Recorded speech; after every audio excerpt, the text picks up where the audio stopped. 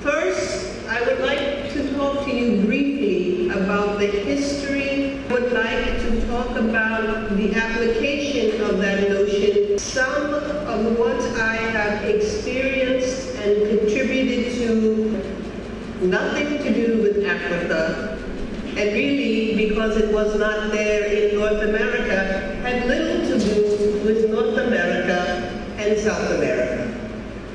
But still, they call them world wars. And what they learned from these wars, well, first of all, that war is not healthy for children and other living things.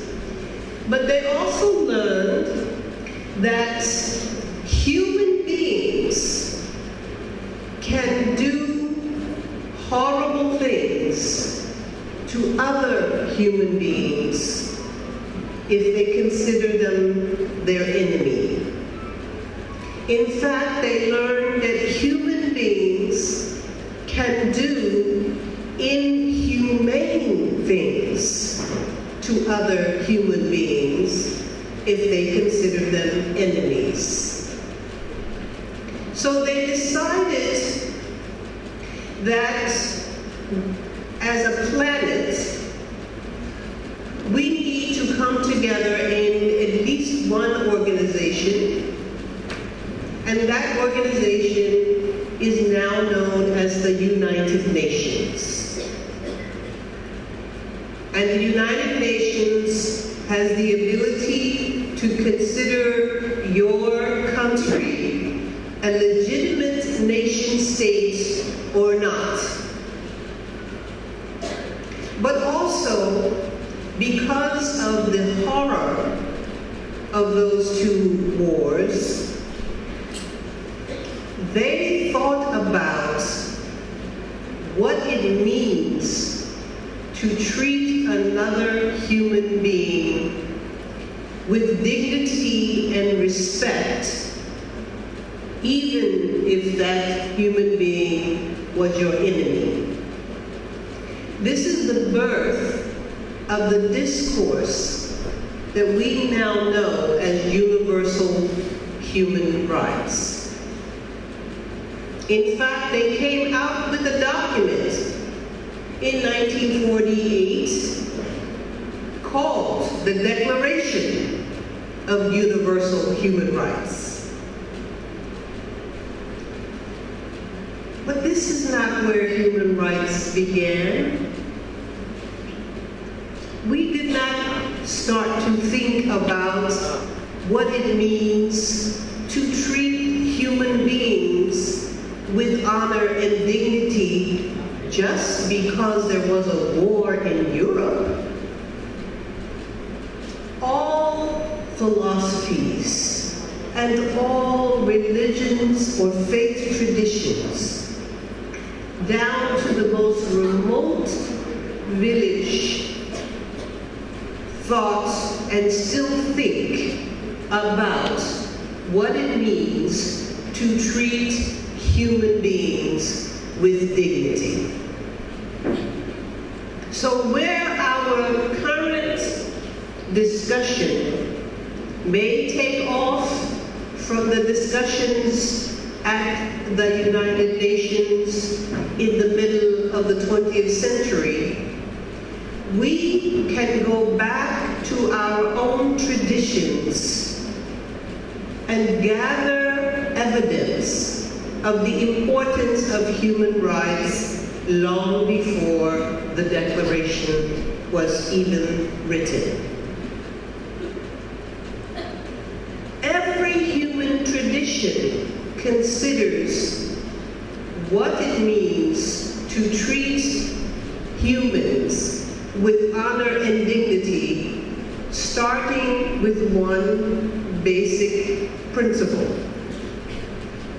And that is, who is a human being? How do we determine what makes us human? In Islam, we have an interesting story about a conversation, as it were, between God, Allah, the creator of the universe and all that is within it, and angels, who, by the way, are themselves created from light. And in this conversation, Allah says, Inni ja'ilun fil ardi khalifa.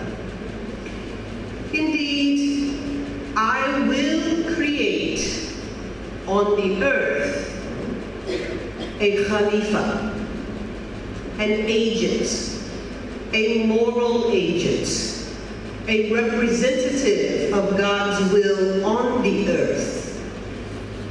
This is the meaning of human being in Islam, a khalifa, an agent of the will of God on the earth.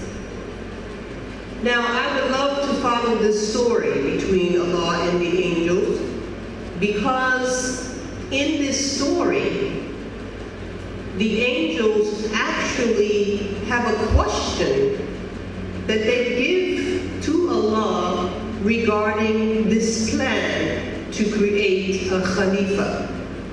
And their question really is prophetic in that they say, would you create one who will destroy, create chaos and confusion? And what they ask has, in fact, come true. We do create chaos, havoc, and confusion. But Allah's plan went forth anyway, and human beings were created from an atom of dirt. When the human was created, Allah ordered all the unseen beings, that would be angels and jinn, created from smokeless fire, to bow down to this human being. And Iblis, who was a jinn, that is Satan or Shaitan, refused to bow. He said, Ana khayrun minhu. I'm better than him. He is created from dirt, and I'm created from smokeless fire. So, Shaitan refused to bow to the human creature. This sets up the principal ingredients for every act and every thought where one human being treats another human being in less than humane ways. It's called zulm in Arabic, or oppression. The root cause of zulm or oppression is when one person, one human being, considers him or herself khayru min, better than another human being. For whatever reason, class or caste or gender or level of education or color that you wear or shoes that you have on. If for any reason you consider another human being less than you, consider yourself khayru minhu, you are in fact repeating the same formula that Satan practiced when he disobeyed God. Think about it. Ana khayru minhu. I'm better because I'm this or that, or because I disagree with them, or because I do things differently from them, I'm better. Not I'm different and the world is full of diversity, but I am better. To consider yourself better than another human being for any reason is the beginning of the path of zulm, oppression, or inhumane treatment to another human being. Now this fundamental, what we call cosmological principle in Islam has inspired me in my work on Islam and women. In 1995, I went to the Beijing Conference for Women in China. There were more Muslim women present than at any of the conferences before and any of the conferences since. And we noticed that there were so many Muslim women. So we decided. I was not surprised that they did not agree. And this is why. Two very strong voices, either Islam or human rights. Specifically, remove Islam. The people who represent, when I say we, I came with an organization and there were a number of patriarchal Islam, or you have human rights. And we were in the middle. We were in the middle, and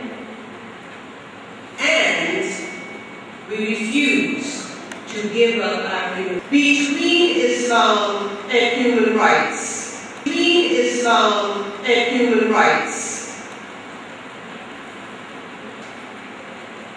Had bought into that more than 20 years ago.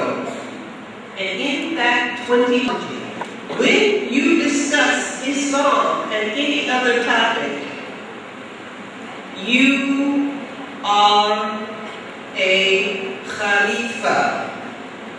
You were created as a human being to be an agent of the will of Allah on the earth.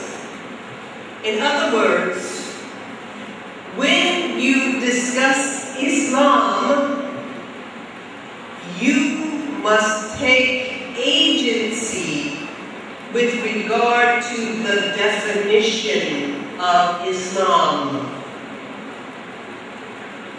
Muslims are always telling you, in Islam you cannot do this. In Islam you must do this. We don't have that in Islam.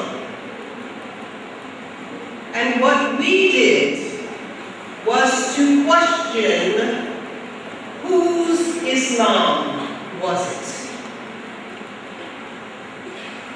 If a man can rape a little girl and pay blood money, and that's called Islam, do you believe in that?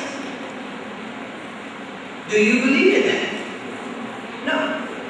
And guess what? When you claim agency with regard to Islam,